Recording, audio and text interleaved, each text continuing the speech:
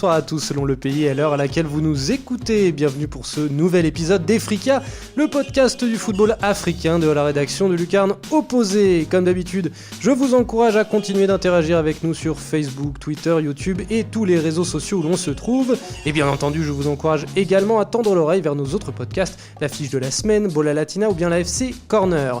Ne remarquez-vous rien ? J'espère que si, chers amis, car nous inaugurons aujourd'hui le tout nouveau matériel d'enregistrement des podcasts de Lucarne Opposé. Et oui, une qualité d'écoute améliorée, un contenu qui ira désormais droit au but, puisque vous trouverez l'essentiel des brèves du monde de Lucarne Opposé sur notre site, ainsi que dans l'Express, présenté par Nicolas Cougo et disponible sur YouTube. C'est donc paré de ce nouvel équipement flambant neuf que l'équipe d'Efrika se penchera aujourd'hui sur le berceau du Paradou Athletic Club, tout jeune club algérien d'à peine 24 ans, qui s'y connaît en termes de nursery car il est actuellement reconnu pour son centre de formation, l'un des rares du continent répondant aux exigeantes normes internationales. Une pépinière dont la Ligue 1 française récolte cette saison quelques fines fleurs en la personne de l'Aiglon Youssef Attal ou de l'Hermine Rami Bensebaini. Derrière cette réussite se trouve un personnage que le continent connaît bien, et réciproquement d'ailleurs, Jean-Marc Guilloux. Alors pour en parler, je suis accompagné, comme d'habitude sur Efrika, de Pierre-Marie Gosselin. Comment vas-tu Pierre-Marie ? Bonsoir Simon, bonsoir à tous. Ravi de vous retrouver, quel plaisir, quel honneur d'inaugurer les podcasts live de Lucarne Opposé, c'est un immense honneur. Et oui, car aujourd'hui, du coup, on a pu faire un vrai plateau, c'est-à-dire que nous sommes physiquement les uns en face des autres pour la première fois. On pourra peut-être même mettre des photos pour immortaliser ce moment. Pierre-Marie, je te pose la question à chaque épisode d'Efrika. Comment vont les jeunes de la Bisport ? Eh ben écoute Simon, tu fais bien de poser la question parce qu'ils vont plutôt pas mal. On les avait laissés avant le championnat de 3ème division béninoise qui devait commencer, qui tardait même à commencer. Et puis là on en est à la fin de la phase aller. Je t'avais dit qu'ils étaient plus ou moins favoris. Ils ont assumé leur statut, ils ont terminé en tête de la phase aller, 10 matchs je crois, avec une défaite, 3 matchs nuls. Tout le reste ce sera que des victoires. Et puis surtout l'équipe est portée par un joueur qui est en train d'exploser complètement cette saison, Romari Kamoussou. Bon, je dis son nom, forcément ça parle à personne, peut-être j'espère pour lui que dans le futur j'espère pour lui que dans le futur son nom parlera un petit peu plus, mais c'est incroyable, il a mis déjà 11 buts, donc voilà, plus d'un but par match, sachant que les autres derrière lui sont à 4 buts, 5 buts, parmi les meilleurs buteurs des autres équipes, donc c'est une performance assez incroyable et vraiment on est content pour eux, on espère qu'ils vont pouvoir assurer la deuxième partie de saison sur le même rythme et pouvoir essayer d'atteindre leur objectif qui s'était fixé, qui était malgré tout un petit peu, même si on pouvait y croire, c'est un objectif un peu élevé pour des jeunes comme ça, de se dire qu'ils peuvent viser la montée en deuxième division. Justement, en plus on va parler d'un cas un petit peu comme ça avec Paradou, donc voilà, maintenant il y a encore 2-3 mois de compétition. Moi je touche du bois, j'espère qu'ils vont continuer comme ça et que je pourrai donner des encore meilleures nouvelles la prochaine fois. Et Efrika et Lucarne Opposé touchent du bois aussi pour eux, ma foi. Et je ne suis pas, il n'y a pas que toi, Pierre-Marie, puisque qui dit Efrika dit Pierre-Marie, mais dit également, comme toujours, Farouk Abdou. Comment vas-tu, Farouk ? Bonsoir Simon, bonsoir Pierre-Marie. Honoré d'inaugurer le nouveau matériel de ce cher podcast qui, je l'espère, va nous faire changer de dimension. Ah, mais c'est indubitable, c'est indubitable. On en profite pour faire un petit coucou à notre hôte du jour, car il fallait bien quelqu'un pour recevoir ce premier podcast, puisque maintenant il y a une présence physique, une émission physique. Il s'agit de monsieur Jérôme Le Signe, que vous avez l'habitude de voir aux manettes des comptes rendus du championnat uruguayen, derrière tous les articles du magazine sur l'Uruguay, et c'est la voix que vous entendez quand on parle de l'Uruguay dans nos podcasts Bola Latina. Est-ce que tu veux dire un petit mot, Jérôme ? Non, il est timide. On peut quand même dire aux auditeurs qu'il est avec un maillot du Flamengo, lui le grand supporter de Peñarol. Oui. Donc, en tout cas, on est très bien reçus, c'est chez Jérôme. Merci beaucoup à toi. Allez, revenons-en à nos moutons et faisons déjà un rapide point sur le championnat algérien. Après 25 journées, c'est l'USM Alger qui domine les débats, devançant de 5 points la JSK, la Jeunesse Sportive de Kabylie, et de 6, notre sujet du jour, le Paradou AC. Farouk, est-ce que tu peux nous donner en un petit mot quelle est la situation du championnat algérien ? La situation est difficilement lisible actuellement du fait de de la situation politique dans le pays qui a reporté pas mal de matchs et du fait aussi des obligations continentales de certains clubs qui ont un petit peu décalé le planning. Pour l'instant, il y a pas mal de matchs en retard qui sont en semaine, mais le suspense reste entier entre plusieurs candidats comme la JS Kabylie, comme l'USMA, le MCA et le Paradou Athletic Club qui n'a pas dit son dernier mot dans la course au spot africain. Au spot africain. Eh bien, parlons donc du PAC, créé en 1994 par un groupe d'amis, comme c'est souvent le cas, dans le quartier d'Hydra, dans les hauteurs d'Alger, HYDRA. Les jaunes et bleus gravissent rapidement les échelons pour atteindre l'élite au bout de 10 ans seulement, en 2004. Mais ils sont relégués rapidement également en 2007. Les passistes ne retrouveront la première division qu'en 2017, avec le succès que l'on connaît aujourd'hui. Mais alors, pourquoi Paradou ? Eh bien, Paradou désigne en occitan, je ne sais pas si vous le savez, l'emplacement d'un moulin, d'où l'emblème du club orné d'un moulin. Je vous le donne en mille. Mais on ne va pas s'endormir sur des histoires de meuniers. Ce qui nous intéresse aujourd'hui, ce sont des singularités bien plus fines que ça. Farouk, est-ce que tu peux nous en dire plus ? Bien sûr. Le Paradou Athletic Club existe depuis 1994, mais a connu une vraie révolution et un changement de dimension à partir de la fondation de l'Académie, qui a fêté cette année ses 12 ans. L'Académie a été fondée avec l'idée de prendre des jeunes prometteurs et de développer dans des principes de jeu précis plusieurs générations dans le but de les faire jouer ensemble et de la même manière en passant les échelons des catégories d'âge du 17, U19, U21 avec l'idée de les faire jouer en équipe première. La première génération dont est issu l'actuel joueur de Rennes, Rami Bensebaini, et l'attaquant prolifique du Paradou actuel, Zakaria Naïdji, a été prise en main en 2007 par le regretté neveu de Jean-Marc Guillou, Olivier, qui était en charge de la première génération, qui ne tarissait pas d'éloges sur cette première génération. Les générations sont développées avec l'idée, dans un premier temps, de les faire jouer dans les catégories de jeunes, puis pas nécessairement de les faire jouer en équipe première, mais de les prêter dans d'autres clubs pour qu'ils s'aguerrissent.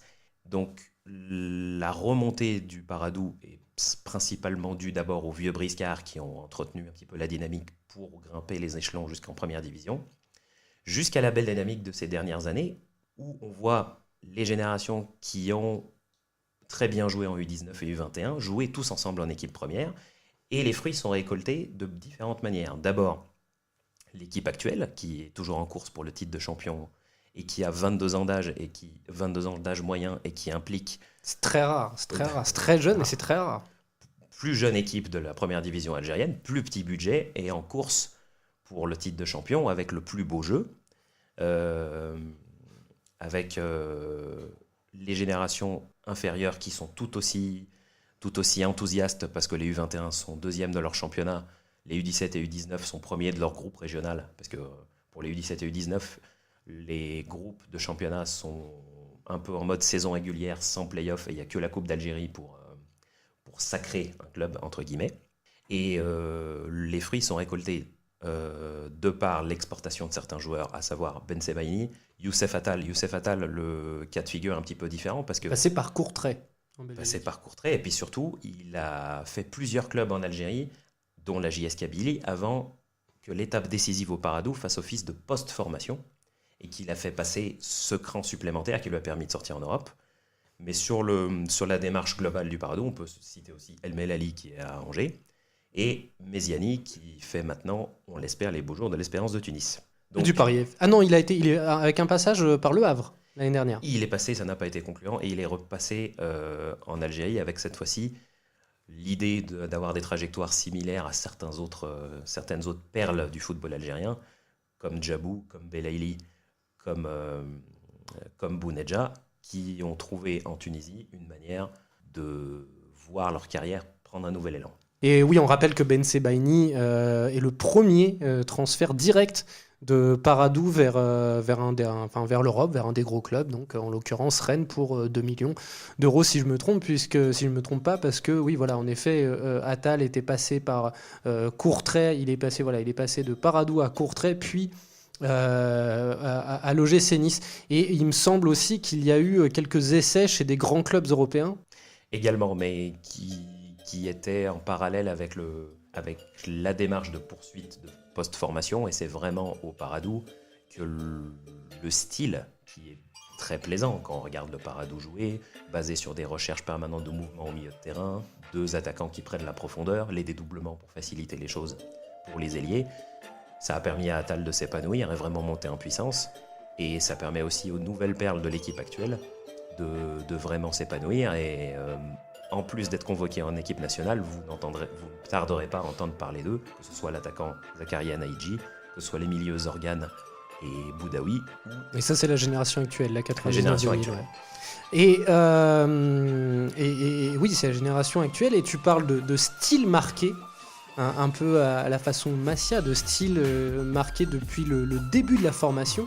Ça, c'est le marqueur d'une formation particulière et d'un homme qui est Jean-Marc Guillou, qui s'est occupé de mettre en place cette formation, ce système de formation au sein du Paradou. Alors Jean-Marc Guillou, c'est quelqu'un de très important pour le football africain, pour le continent africain. Est-ce que tu peux nous en dire plus? Est-ce que tu peux nous le présenter et nous dire pourquoi, qu'est-ce qu'il représente en Afrique, Jean-Marc Guillou, Pierre-Marie? D'abord, Jean-Marc Guillou, c'est un ancien joueur, notamment qui a beaucoup joué du côté de Angers. C'était un numéro 10, c'était un joueur qui était assez fantasque et qui collait pas vraiment avec les standards de l'époque, parce que c'était l'époque, c'était pas encore l'équipe de France de Michel Platini, avec Hidalgo en entraîneur, avec le carré magique, tout ça, on était un petit peu avant ça. Et son style de jeu contrastait un petit peu avec ce qu'il faisait à l'époque, donc il n'a pas forcément eu la carrière de joueur qu'il aurait pu mériter vu son talent. Mais voilà, ce qu'il a apporté ensuite au football, notamment en Afrique, montre un petit peu le talent et la vision qu'avait ce joueur-là, peut-être en avance de tout le monde. On peut considérer que c'est un pionnier de la formation du football en Afrique, même s'il n'est pas le premier, parce que je crois que du côté du Cameroun, les brasseries avaient déjà monté une académie à la fin des années 80. Et Jean-Marc Guillou, lui, il est arrivé en Côte d'Ivoire en 93. Et là, c'est le début de la Mimosifcom, l'académie qu'il a créée en faisant un partenariat avec un opérateur économique, la société Sifcom, et la SEC Mimosa, qui est toujours et qui était déjà à l'époque un grand club du continent africain et peut-être le plus grand club de Côte d'Ivoire avec l'Africa Sport. Donc voilà, je vous invite à relire, je crois que c'est le magazine numéro 3 du Carnet Posé, que c'est le numéro 3, on avait traité de la formation, où justement on avait parlé de la SEC, on avait parlé un petit peu de cette génération-là, la génération qu'il a formée. C'est le 4. C'est le 4. C'est le 4, merci. Le 3, c'est le spécial Coupe du Monde. Donc je vous invite à voir en tout cas ce magazine numéro 4 qui était très intéressant, et puis dans lequel on parlait notamment de la méthode de Jean-Marc Guillou au travers de l'académie du tout-puissant Mazembe, parce que vous allez voir que Jean-Marc Guillou, il n'a pas uniquement laissé ses traces en Côte d'Ivoire ou en Algérie. Donc la Côte d'Ivoire, il y est allé en 93. Faut se remettre, on n'est même pas encore à l'arrêt Bosman. Alors 93, il me semble. Non, on n'y est pas encore. On est oui, même pas 95, l'arrêt Bosman. On est avant l'arrêt Bosman, et lui, il décide de partir en Afrique et d'aller former les joueurs parce qu'il sent que là-bas il y a quelque chose, il y a un talent, il y a quelque chose qui est différent, et puis surtout il a accès à un environnement dans lequel il va pouvoir mettre en place une méthode que la France n'accepte pas. Parce que le style de jeu que prône Jean-Marc Guillou n'est pas forcément celui que la DTN de l'époque demandait aux entraîneurs. Donc il est parti là-bas et il a mis en place un système de formation, une méthode de formation avec des entraînements. La fameuse méthode Guillou, est-ce que tu peux nous en parler de cette fameuse méthode Guillou? Encore une fois, je vais inviter nos auditeurs à essayer de se procurer ce magazine numéro 4 parce qu'on en parle vraiment, mais je vais quand même en dire un petit peu. Donc cette méthode Guillou, elle a la particularité, donc remettez le contexte, on est en 93, elle a la particularité de mettre en avant les qualités techniques des joueurs, la créativité, l'inventivité, un petit peu l'amour du beau jeu, la recherche du beau jeu, l'esthétisme, la recherche de quelque chose justement que Jean-Marc Guillou essayait de produire quand il était joueur, et au détriment du physique, au détriment des qualités athlétiques. C'est ce que ça me fait penser à ça directement. Ça met quand même bien à mal l'idée du joueur africain athlétique, un petit peu aux dépens de la technique. Complètement. Cher à Willy Sagnol, pardon. En tant que supporter de Bordeaux, je me dois de le rappeler à chaque fois quand même. C'est une belle boulette de sa part. En tout cas, donc lui, il a une méthode qui fait travailler les jeunes sur la technique et sur leur créativité, leur vision du jeu, leur compréhension du jeu. Ça passe notamment par des spécificités qui se sont peut-être développées ailleurs que dans les académies Jean-Marc Guillou, mais faire entraîner les jeunes pieds nus, par exemple. Je sais que c'est quelque chose qui est sorti. C'était connu que Guillou faisait entraîner ces jeunes pieds nus. Pourquoi? Justement pour les forcer déjà pour avoir une vraie relation avec le ballon. Puis ensuite, c'est parce qu'ils jouaient pieds nus face à des joueurs qui étaient en chaussures. Parce que quand ils jouaient des matchs, ils jouaient aussi pieds nus. Donc ça devait leur permettre aussi aux joueurs d'éviter les contacts, d'essayer de privilégier la piste technique au lieu de la piste physique, parce que quand vous allez mettre le pied face à un gars qui a des crampons sur un terrain peut-être qui était en terre à l'époque, fallait avoir beaucoup de courage et peut-être un peu de folie. Et donc il y avait notamment ces méthodes-là. Ça passait aussi par des exercices très complexes, techniquement très complexes, que les joueurs doivent ils doivent s'entraîner pour y arriver. C'est pas inné. On va pas leur demander de faire quelque chose qu'ils peuvent faire. On va leur demander d'essayer de faire quelque chose qu'ils arriveront à faire un petit peu plus tard. Et autre spécificité de cette méthode-là, c'est notamment, c'est lié aussi probablement beaucoup au contexte de l'époque. On n'a pas forcément beaucoup d'autres académies en face, pas forcément comme c'était en pionnier. Il n'y avait pas de football de jeunes, c'était uniquement du football de rue.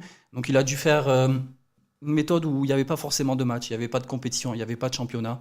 Donc ça a été pour les académiciens de Côte d'Ivoire, en tout cas, il y a eu beaucoup de matchs amicaux contre les équipes premières de la SEC. Ça me fait les penser, enfants jouaient contre les adultes. Tout ça, ça me fait penser, je ne sais pas si vous l'avez vu, à un film, le nom du réalisateur m'échappe, mais bien sûr, il y a Benoît Poelvoorde dedans. Les Rayures du Zèbre, exactement, qui est un très beau film sur la relation entre l'Europe du foot et l'Afrique du foot, la relation agent-joueur, le côté un peu négrier de toute cette gestion des joueurs venant d'Afrique par des agents européens, où il y a en effet une scène où on voit Benoît Poelvoorde, alors je sais pas si son personnage se réclame de Guillou, c'est pas dit dans le film, mais en tout cas conseiller à des jeunes joueurs d'enlever leurs chaussures pour jouer nu-pieds et avoir un jeu plus naturel qui leur correspond un peu plus. Et c'est aussi, d'ailleurs on le voit parce que ce sont des matchs un petit peu clandestins, des matchs un peu de l'après-midi sur de la terre battue. Ça paraît un peu cliché comme ça, mais ça n'en est pas forcément un. Non, c'est une réalité, il n'y a pas de compétition pour les jeunes. Même quand on est en 2019 aujourd'hui, il n'y a pas de championnat pour les jeunes en Côte d'Ivoire. Alors que, Côte d'Ivoire en 93 avait déjà l'académie Jean-Marc Guillou. Pour revenir un petit peu, pour sortir un petit peu de la méthode, pour montrer l'importance qu'a cette personne-là, parce que son influence va aller bien au-delà de sa personne, je pense que c'est Jean-Marc Guillou qui a démocratisé la formation en Afrique. Si aujourd'hui on va à Abidjan, il y a des centaines et des centaines de centres de formation, d'écoles de foot, de clubs, de ce que vous voulez qui se vend comme une académie. Et ça a été rendu possible par Jean-Marc Guillou parce que la visibilité qu'il a offert à ces jeunes-là, ces jeunes Ivoiriens, a surpris tout le monde quand ils sont arrivés en Europe. On peut donner une petite liste là rapidement. Aruna Dindan, pour faire plaisir à notre hôte Jérôme qui est Lensois, qui est supporter sang et or. Et non pas sang et or de l'Espérance Tunis, puisqu'on est sur Africa, mais sang et or du Racing Club de Lens. Et donc Aruna Dindan, ça c'était pour le clin d'œil. Sinon, surtout les noms qui restent, c'est Yaya Touré, son frère Kolo, Gervinho, Didier Zokora, Emmanuel Eboué, enfin voilà, il y a toute une liste. On va pas vous faire le listing de tous les joueurs que Jean-Marc Guillou a formés parce que ce serait incroyable. Mais en tout cas, la Côte d'Ivoire a participé à la Coupe du Monde. Sur cette génération-là, 70% de l'effectif était issu des académies Guillou. Et ça, c'est pour la Côte d'Ivoire. Tu as beaucoup parlé du coup, on a bien compris que le début, en tout cas, de la formation Guillou est très ancré en Afrique subsaharienne, en tout cas, et l'ancienne Afrique française, je vais dire, subsaharienne, encore une fois. Mais du coup, là, on parle, notre sujet du jour, c'est un club algérien. Alors, Farouk, comment Jean-Marc Guillou est arrivé au Maghreb ? Ça fait partie de la même démarche que nous, qui a été décrit au départ pour la Côte d'Ivoire et qui a fait ses preuves, que ce soit sur le style avec des contraintes spécifiques, monter crescendo dans la méthodologie, d'abord 4 contre 4 pieds nus, puis une fois maîtrisé les petits espaces, commencer à jouer sur des espaces plus grands avec des oppositions 6 contre 6, 7 contre 7, etc. Ça a séduit, on en a parlé pour l'idée du TPM, pour augmenter la maîtrise technique des jeunes. Ça a inspiré pas mal de pays et on retrouve pas mal de choses de ces méthodes qui, chez le Paradou, par exemple, les catégories de jeunes U19, U21 se perfectionnent en jouant contre des équipes pro contre des adultes pour s'aguerrir. Et ça vient aussi de la volonté des fondateurs, dont Khaireddine Zetchi, qui est l'actuel président de la Fédé. Ça fait partie des sources d'inspiration qu'il a vu qu'il a vu que la méthode fonctionnait un peu partout, de dire pourquoi est-ce qu'on ne transposerait pas ce style et ce savoir-faire en fondant une académie en Algérie qui va capter des jeunes et dès les 11-12 ans les faire monter avec cette méthodologie-là, répétition des exercices spécifiques, maîtrise des mouvements sur le terrain, essayer de créer beaucoup de danger chez l'adversaire, exercer une pression constante et prendre du plaisir à jouer et donner du plaisir aux spectateurs. Et c'est dans cette démarche-là que la volonté a été inscrite d'importer ce style, et c'est aussi en partie grâce à ça, pas seulement avec des formateurs locaux qui ont pris en charge la première génération, mais aussi le neveu de Jean-Marc Guilloux, que la première génération de l'académie, enfin des académiciens comme on les appelle, comme à la SEC, que les académiciens se sont développés. Oui, non, juste pour compléter un peu ce que dit Farouk, là, vraiment maintenant, la méthode Guillou, c'est une marque déposée. Les gens contactent sa société, l'Académie Guillou, pour essayer de le faire accepter un partenariat. Et Paradou a réussi parce que justement, son président avait des arguments. Il faut savoir qu'ils avaient déjà une académie avant que Guillou arrive. Donc c'est la démarche aussi, voilà, qui a plu à Guillou. Il s'est développé même en dehors d'Afrique puisqu'il est présent en Thaïlande ou au Vietnam, et c'est vraiment voilà, c'est une marque. On est venu chercher sa méthode parce qu'on sait qu'on va avoir tel taux de réussite, etc., qu'on va avoir ce style de jeu-là, etc. Voilà, c'est une méthode qui est reproduite d'un pays sur l'autre. C'est vraiment une marque déposée, quoi. Et malgré la reconnaissance au fur et à mesure des expériences qui ont bien marché, ce qu'on retrouve dans les différentes académies qui sont créées dans différents pays, le point commun, c'est l'effet de surprise quand vous avez des générations comme ça qui sont développées dans un cadre spécifique, qui sont élevées dans un cocon avec des contraintes tellement grandes qu'on ne sait pas à ce moment-là si c'est pire ou moins pire que ce qu'ils vont connaître en match. Ce qu'on retrouve, c'est l'effet de surprise. Une fois que la première fois que cette génération-là a l'occasion d'être plongée dans le grand bain et qu'on voit un peu les fruits de l'entraînement, à chaque fois, le premier rendu est très surprenant, que ce soit pour le Paradou, les premières prestations de l'équipe à 22 ans d'âge, quand on la voit justement tenir tête à des grandes écuries et vraiment les surpasser au niveau du jeu, ou que ce soit les premières générations de l'époque Guillou à la SEC Abidjan, parce que la première génération qui a eu l'occasion de briller au niveau continental, c'est celle qui a été développée à la SEC à la fin des années 90. Et en 1999, à Abidjan, il y a eu la Super Coupe d'Afrique qui a opposé la SEC à l'Espérance de Tunis. La SEC qui avait gagné la Ligue des Champions en 98 avec des éléments confirmés, qui ensuite sont partis s'exporter en Europe. Du coup, c'est les jeunes académiciens qui ont pris le relais pour rencontrer l'Espérance de Tunis. L'Espérance de Tunis, ossature défensive de l'équipe nationale, des joueurs chevronnés qui ont des années d'expérience en Afrique, avec une doublette nigériane qui était censée vraiment faire peur à tout le monde. L'Espérance arrive à Abidjan, elle tombe sur qui ? Elle tombe sur une équipe de jeunes qui a pris le relais. Kolo Touré, 18 ans, Haruna Dindan, 19, Saka Tiene, 19, Gilia Piapo, 17 ans. Et cette équipe de jeunes a renversé l'Espérance de Tunis et a remporté la Super Coupe d'Afrique contre une équipe qui allait jouer les finales des prochaines Ligues des Champions, qui avait 10 ans de plus. C'est un cadre continental, l'Espérance de Tunis. Qui avait 10 ans de plus. Les joueurs avaient 10 ans de plus de moyenne, ils sont tombés sur des jeunes qui les ont surpassés. Une question que 3-1 le score. 3-1, oui, c'est pas seulement surpassé, c'est vraiment surpassé. Une question que je me pose, c'est la question du style, puisque il y a certaines différences entre le style de jeu en Côte d'Ivoire et dans cette région-là d'Afrique, d'autres avec Enfin, il y a des différences entre le style de jeu en Afrique subsaharienne et avec le style de jeu au Maghreb, enfin, voilà, comme il y en a partout dans le monde, c'est culturel, on n'apprend pas le football de la même manière, c'est pas le même historique.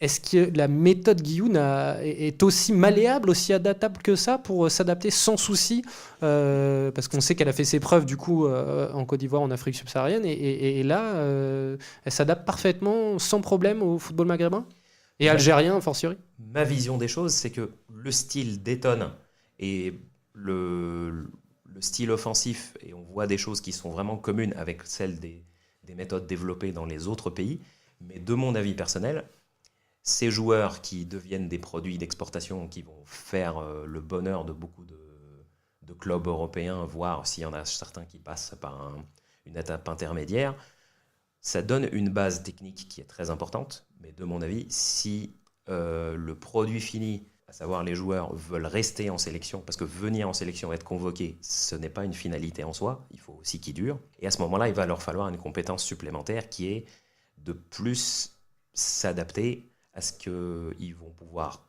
trouver dans des contextes d'équipe nationale.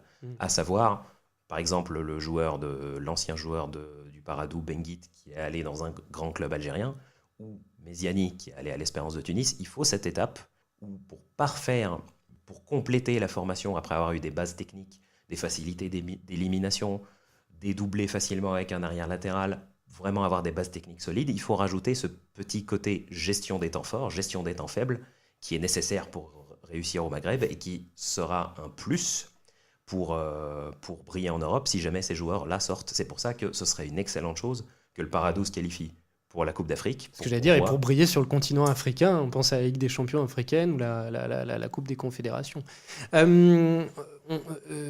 Pierre-Marie l'a dit, hein, l'influence de la méthode Guillou est allée bien plus loin que la SEC Mimosa. Elle s'est répercutée sur la sélection des éléphants de Côte d'Ivoire, hein, avec cette fameuse génération que l'on a connue au début avec Drogba, etc. en 2006 et qui a même été du coup championne d'Afrique des Nations vous allez me le rappeler, 2015.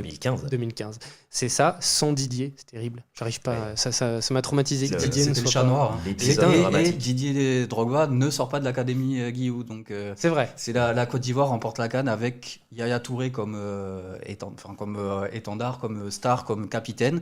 Donc c'est vraiment la victoire. Pour le coup, cette canne-là, c'est la victoire de Guillou. Totalement. Et de la Mimosif, parce qu'il n'était pas tout seul.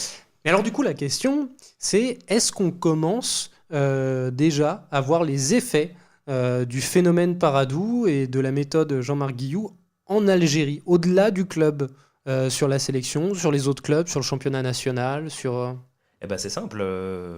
Si on fait le bilan, sur ces 10 dernières années, il y a près d'une dizaine de joueurs qui sont convoqués en sélection algérienne et qui ont fait leurs preuves chez les jeunes, mais qui sont aussi maintenant chez les A. Zakaria Naïdji, l'attaquant de pointe, qui a fait des temps de passage au niveau statistique qui n'avait plus été vu dans le championnat algérien depuis plus d'une décennie, a eu sa chance récemment pour être convoqué. La version évoluée de Youssef Attal, c'est-à-dire Loussif, l'arrière latéral, a eu aussi sa chance, et je pense que ce ne sera pas juste un galop d'essai.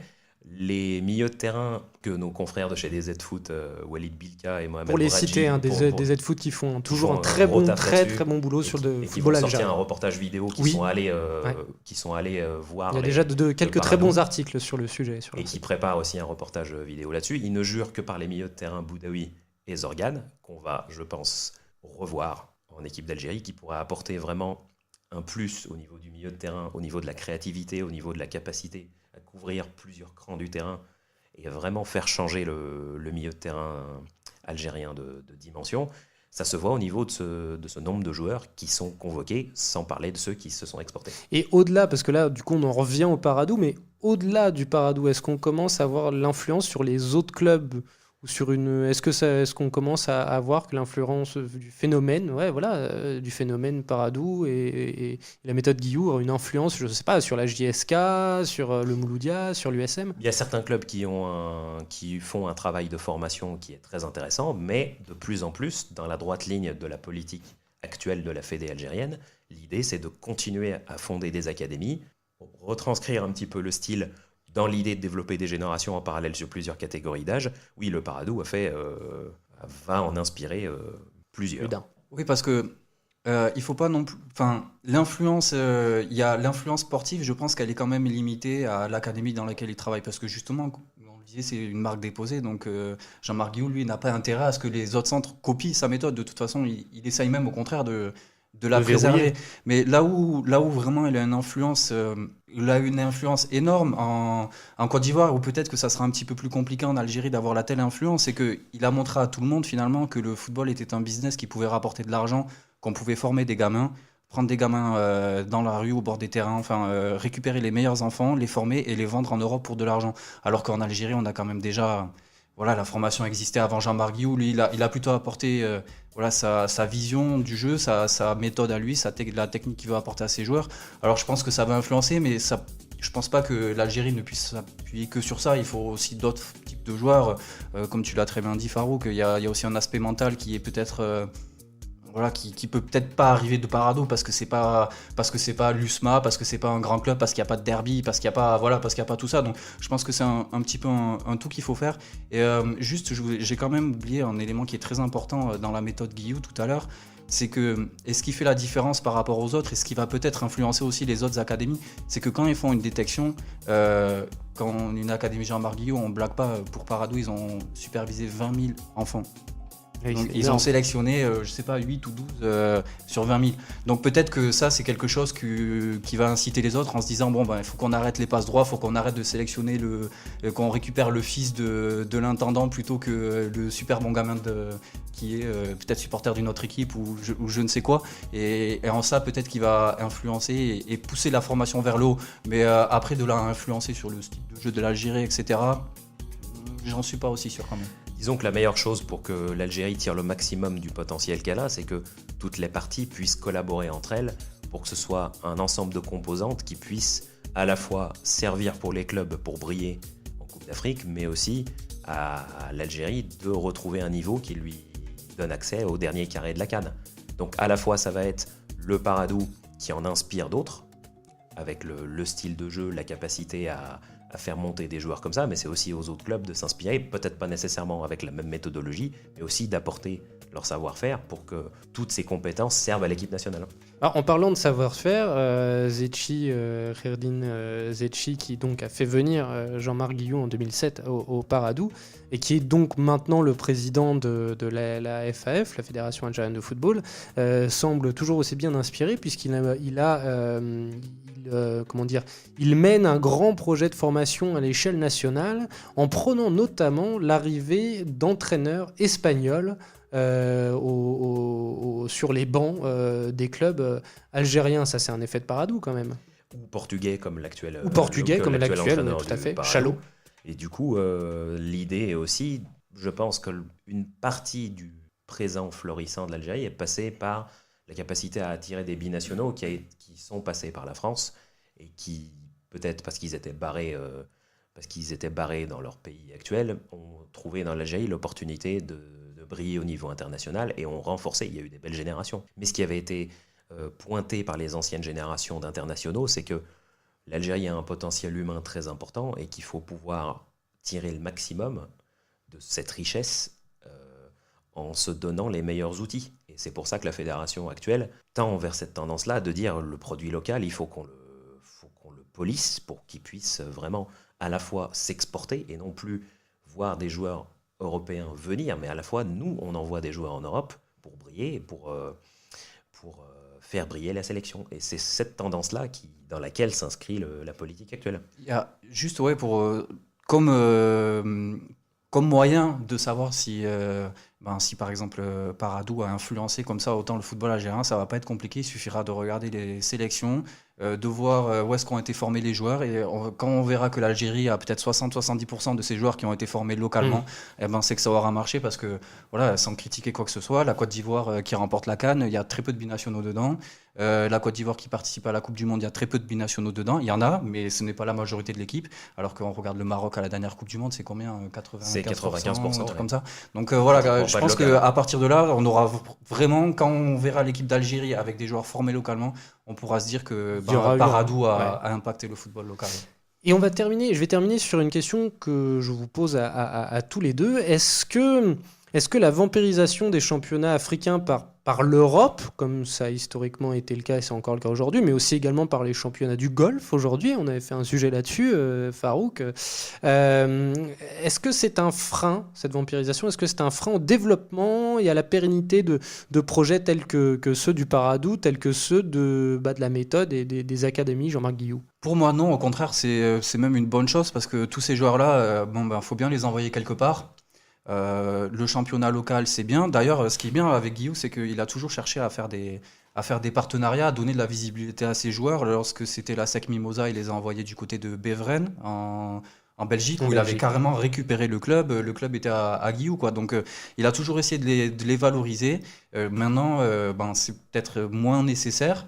En ayant un club en première division algérienne, je pense qu'on a suffisamment de visibilité pour montrer ses joueurs et pour essayer de les faire partir. Mais non, je pense que c'est important. Et puis si on est amené justement à développer la formation, ça veut dire qu'il va y avoir de plus en plus de joueurs et de la continuité. qui seront aptes et qui auront le niveau pour pouvoir jouer hors du championnat national. Donc non, je pense qu'il y aura de la place pour tout le monde. C'est comme en France, hein, c'est pas tous les joueurs qui sortent et qui sont des Yaya Touré. Il y en a peut-être 1 ou 2 par génération, grand maximum. Mais encore, je pense qu'ils sont contents qu'il y en a 2 par génération. Donc il faut aussi trouver du débouché pour tout le monde. Certains auront le niveau Ligue des Champions, d'autres auront le niveau Ligue des Champions européenne, d'autres peut-être Ligue des Champions asiatiques, d'autres Ligues des Champions CAF. Voilà, il en faut pour tout le monde. Il faut toujours se rappeler qu'être joueur professionnel, c'est déjà avoir énormément de talent en soi. On est d'accord. Tous ceux qui ont, tous les footballeurs amateurs ou pas, qui nous écoutent, qui ont déjà affronté ne serait-ce que quelqu'un qui a évolué, je ne sais pas, en CFA, savent ce que c'est être un joueur déjà de haut niveau. Enfin voilà, sans être forcément professionnel, mais en tout cas pré-professionnel. La vampirisation que tu as évoquée est un problème quand il n'y a pas de continuité. J'avais discuté avec l'actuel entraîneur français du CS Constantine, Denis Lavagne, à l'époque où il était au Coton Sport Garoua au Cameroun. Il avait une génération très talentueuse et quand elle a été pillée par les clubs européens, comme il n'y avait pas de continuité et que la génération d'après n'était pas autant mature, il y a eu un creux et ça a été fâcheux aussi bien pour le club que pour sa compétitivité.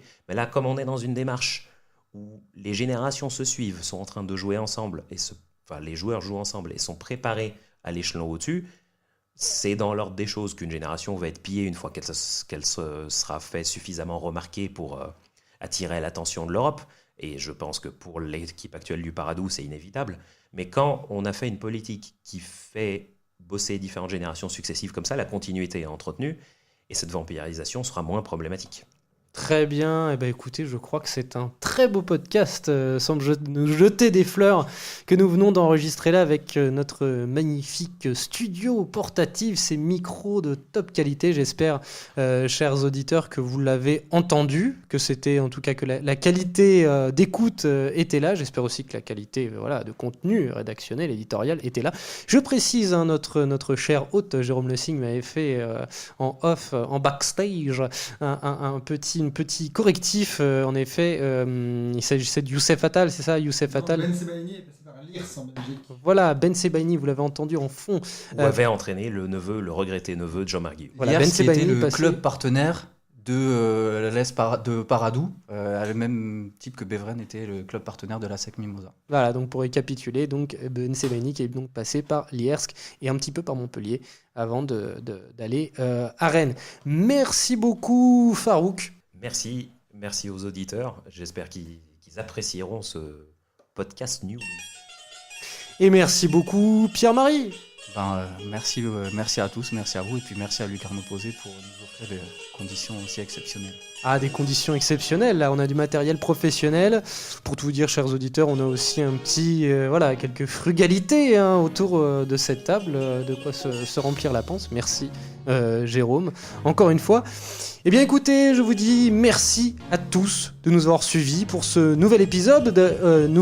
Voilà, j'en suis tout ému. Merci à tous de nous avoir suivis pour ce nouvel épisode. N'oubliez pas de venir nous solliciter sur les réseaux sociaux. Et quant à moi, eh bien je vous dis à très bientôt pour un nouveau numéro des Frikia. Salut les amis.